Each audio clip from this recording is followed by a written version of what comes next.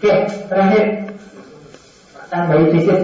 Dalam Islam, otoritarianisme itu biasanya bentuknya dua. Ada model ittiba, ada model taklid. Ini logika sosial juga, epistemologi sosial juga. Ittiba itu berarti kamu ikut dan tahu dasarnya kenapa kamu ikut. Kalau taklid itu ikut tanpa tahu dasarnya kenapa itu kamu ikuti. Ada surat An-Nahl, jadi alasannya fas'alu ahlan dzikri in kuntum la ta'lamun. Ahlan dzikri itu apa? Ahli. Iya. Ahlan dzikri itu orang yang sadar. Terminologi luar biasa tidak apa. Dia tidak bilang ahlul ilmi, tapi ahlul dzikri. Karena banyak orang pintar tapi tidak sadar. Ya kan? Kalau orang sadar itu biasanya otomatis dia ngerti. Pintar saja, kalau kamu hafalan saja, itu kan tidak menjamin kamu paham dengan yang kamu hafalkan. Tapi kalau kamu paham, biasanya kamu sadar. Makanya Fatona itu pintar pasti, alumni Mesir, tapi dia tidak sadar, bukan ahlul dzikri, jangan ditanya. Iya, banyak orang pintar yang bukan ahlul dzikri, cuma ahlul ilmi, ngerti ilmunya dok tapi tidak sadar. Kayak zaman saya dulu SMA, Alfiyah itu apa, tapi bahasa Arab orang ngerti belas. Jangan tanya saya tentang ngomong aku, tapi kalau kamu tanya saya syair-syairnya Alfiyah, aku apa? Quran dulu kalau kamu nggak ngerti tanyalah ahlul dzikri. Kalau kamu tanya ahlul ilmi biasanya dikasih teori dan bulat. Kalau ahlul dzikri yang dikasihkan adalah ahlul dzikri itu orang yang tercerahkan, orang yang sadar, orang yang bangun. Jadi kamu sendiri nanti tanya intuisimu untuk membedakan apakah dia ahlul ilmi atau sekedar ahlul ilm atau ahlul dzikr. Jadi jangan didefinisikan ahlul dzikir itu orang yang biasanya dzikir yang kemana-mana bawa tasbih kayak Umi Rama itu. Bukan itu. Ahlul dzikir tidak semata-mata orang yang sadar itu biasanya dia memang selalu berzikir. Biasanya di antara, tapi tidak selalu. Dzikir itu kan tidak selalu dengan lisan dan tasbih. Oke, asumsinya kenapa orang taklid? Pertama adalah kepercayaan pada mujtahid. Orang yang sampai ke level mujtahid pasti dia punya dalil syara yang bisa dipertanggungjawabkan, maka saya ikut dia. Yang kedua, tidak semua orang punya kemampuan ijtihad. Karena saya awam, saya tidak bisa ijtihad sendiri. Yang bisa saya lakukan ya kalau nggak tiba ya taklid. Ittiba itu saya buka sendiri atau saya tanya ke dia dalilnya apa. Kalau taklid itu pokoknya saya percaya ke dia, tidak mungkin dia curang. Itu taklid. Orang seperti itu tidak mungkin lah. Kalau urusan ini bohong kelihatannya kok tidak. Kemudian yang terakhir, dalam Islam sebenarnya tidak cuma dalam Islam, dunia ilmu itu sebenarnya dikembangkan semuanya dengan model continuity and change. Continuity and change itu kalau bahasa tradisionalnya al-muhafadzah al-qadim dan al-akhdhu bil jadid. Continuity itulah ittiba dan taklid, sementara yang change itu yang ijtihad. Maka ada orang-orang yang bisanya cuma muhafadzah al-qadim, kontinuitas melakukan yang selama ini sudah dianggap benar. Tapi ada orang-orang tertentu yang bisa melakukan change, perubahan, ijtihad, penyesuaian. Nah, itu al-akhdhu bil jadid. Sebenarnya al-akhdhu bil jadid pun sebenarnya belum change. Harusnya umat Islam mujtahid itu bukan al-akhdhu tapi al-ijadu. Itu kan konsumen juga. Al-ijad itu harus dia yang kreatif bikin yang baru, tidak sekedar ngambil yang baru. Kalau al-akhdhu bil jadid itu kan ada yang baru terus kamu ambil. Tapi ijtihad itu ya harus mujtahid memproduksi sesuatu yang baru. Kalau muhafadzah dan ahdu itu perspektif kita sebagai orang awam. Tapi bagi mustahidnya sendiri, dia harus selalu bikin ijtihad baru, menyesuaikan dengan perkembangan zaman. Karena zaman itu kan berubah terus, realitas itu kan berkembang. Fikih itu salah satu disiplin yang harusnya setiap tahun mungkin harus ada buku baru. Karena zaman ini kan berkembang terus, persoalan selalu banyak. Majelis Tarjih dan Fasul Masail itu harusnya jadi lembaga yang tidak pernah libur. Karena selalu ada fakta baru, realitas baru. Gimana hukumnya apa wis? Fakta terbaru apa? Menerima uang kiriman dari orang yang korupsi tapi kita nggak tahu. Tiba-tiba Lutfi Hasan ngirim ke rekeningmu uang 2 miliar. Yang kamu lakukan apa? Bersyukur apa? Pokoknya tiba-tiba gitu. Istighfar, astagfirullah, subhanallah, atau alhamdulillah. Iya kan? Kalau tiba-tiba kamu nginep di hotel terus ditawari pijet plus-plus, ada nggak fatwa yang bilang pijet plus-plus? Ada ya? Oke. Yang otoritarianisme. Jadi kita hidup berdasarkan klaim-klaim kepercayaan dan klaim-klaim otoritas. Jadi catatan terakhir berarti ternyata semesta pengetahuan kita itu bukan single fighter. Tidak bisa kita pinter itu sendirian. Pengetahuan kita itu hasil akumulasi dialektika dengan realitas sekeliling kita. Maka perhatikan orang-orang sekelilingmu, perhatikan pengaruh-pengaruh sekitar, karena dia membentuk caramu berpikir. Tidak ada wawasan, tidak yakin kamu punya wawasan baru yang original, asli hasil karyamu. Itu biasanya mengadopsi dari yang lain, baca buku, biasanya kayak gitu. Jadi sebelum kesini tak baca Facebook, wah ternyata sekarang takmir masjid Sudirman menyebut dirinya office boy masjid. Bisa aku yakin 100% itu bukan istiadatnya sendiri, pasti ada. Iya. Ada masukan, ada inspirasi, ada dari yang lain. Itu yang dimaksud oleh Thomas Kuhn. Tidak bisa, itu ilmu itu tidak bisa single fighter, berkembang sendiri. Dia pasti dialektika zamannya. Isi kepalamu itu hasil dialektikamu dengan sejarah. Oke, masih ada waktu 10 menit. 10 menit? Tidak tahu. Masih setengah jam, masih tahu. Sampai jam 10. Silakan kalau ada yang tanya. Kalau nggak ada, alhamdulillah. Pertanyaan itu bisa subhanallah, kita pakai bisa astagfirullah, bisa alhamdulillah.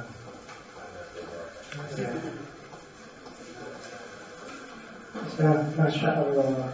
Kalau ada kamu keluar terus tiba-tiba lihat kayak saya tadi cewek pakai tank top saja, itu astagfirullah, subhanallah, alhamdulillah, apa masya Allah.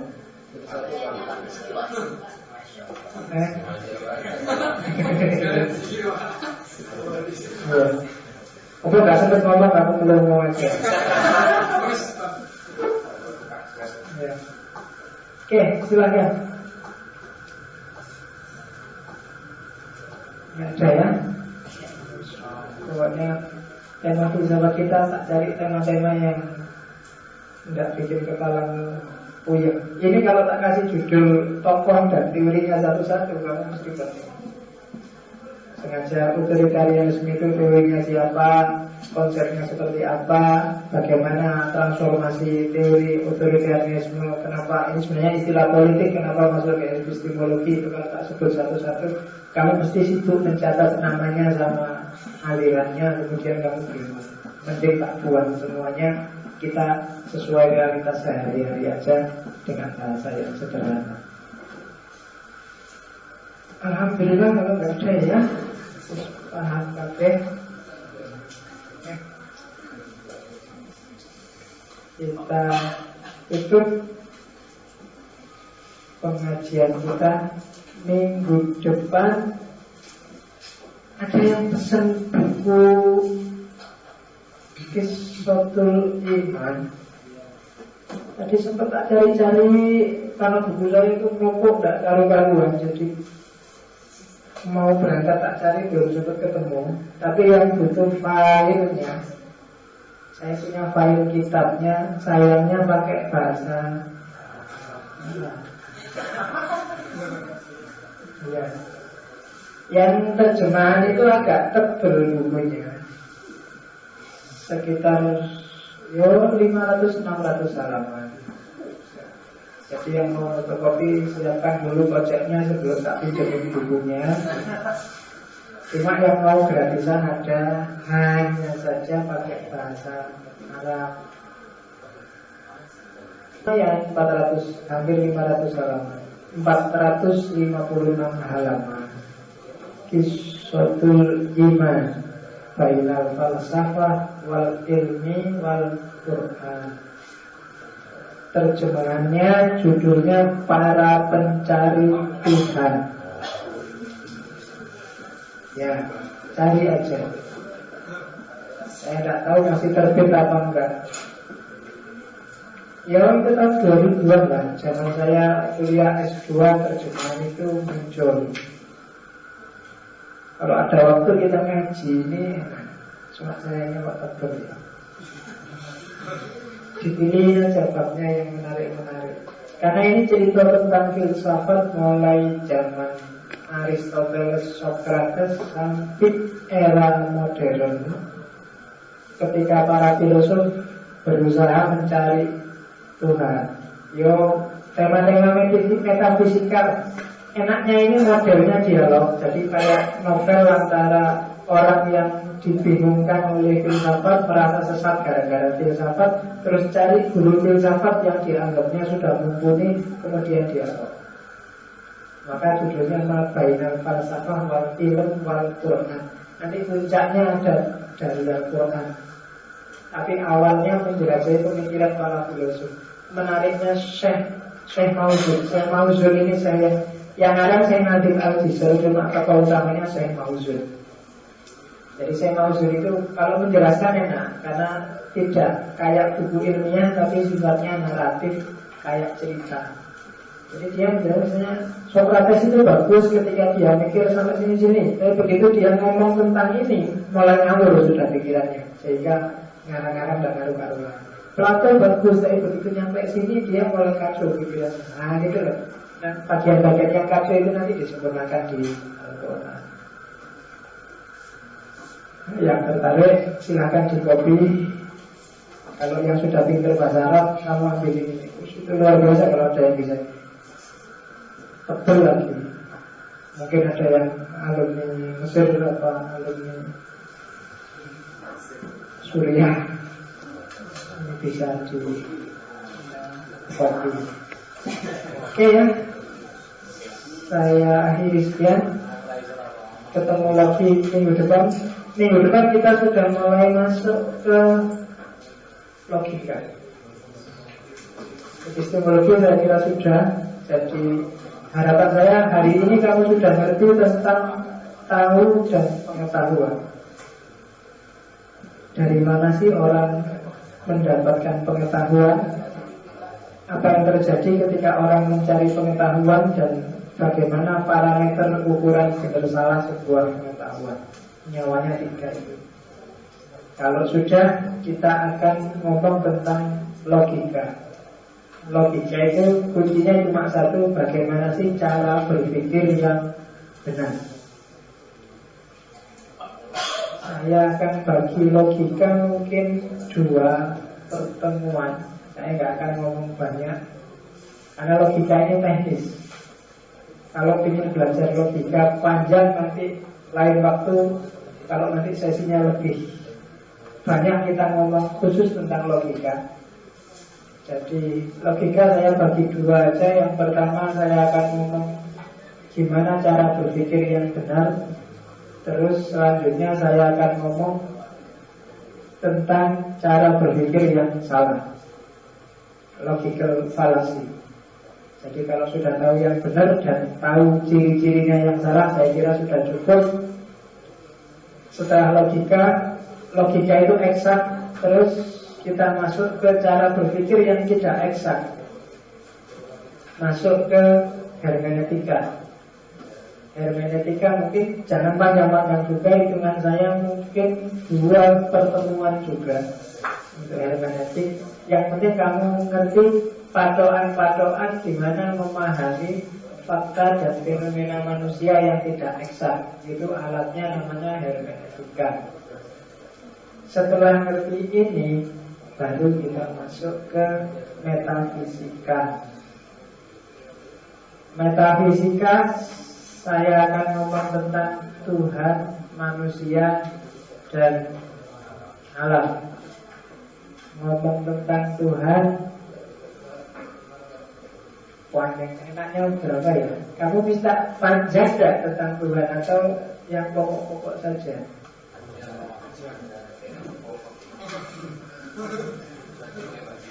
Panjang. Dari 3 ini, Tuhan, manusia, dan alam. Kalau di ranking yang ingin paling panjang, ingin paling dalam, kamu ingin ngerti tentang apa? Tuhan apa manusia apa alam? Manusia. Terus manusia, terus Tuhan, terus alam. Ya berarti rankingnya nanti manusia 3 kali pertemuan, Tuhan 2 kali pertemuan, alam 1 kali pertemuan. Harus kan gitu aja. Tergantung permintaan. 3, 5. Iya, karena 3 tema ini sama-sama luar biasa. Saya bisa pertemuan Tuhan itu bisa 10, bisa 12, bisa 14. Manusia itu apa lagi? Bisa 10 SKS. Ya. Loh ya kan? Coba dicari ilmu apa yang tidak membahas tentang manusia. Semua ilmu, semua bahas tentang manusia. Alam juga begitu. Manusia itu bisa menyangkut 3-tiganya. Ketika saya ngomong manusia, saya bisa ngomong makrokosmos, berarti alam. Bisa ngomong dimensi ketuhanannya manusia, ngomong tentang Tuhan, ngomong tentang manusia sendiri. Itu manusia aja. Tuhan juga begitu. Tuhan itu kan yang menguasai alam dan segala isinya. Saya ngomong apa aja, apa bisa dilepaskan dari Tuhan. Alam juga begitu. Apalagi kalau alamnya kamu tambah-tambahin sampai alam akhirat, alam mimpi, alam wah, itu bukan cuma alam semesta, ya kan?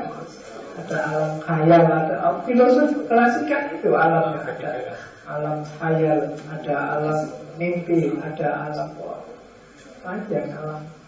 Itu baru alam. Setelah ontologi metafisika, kita masuk ke etika.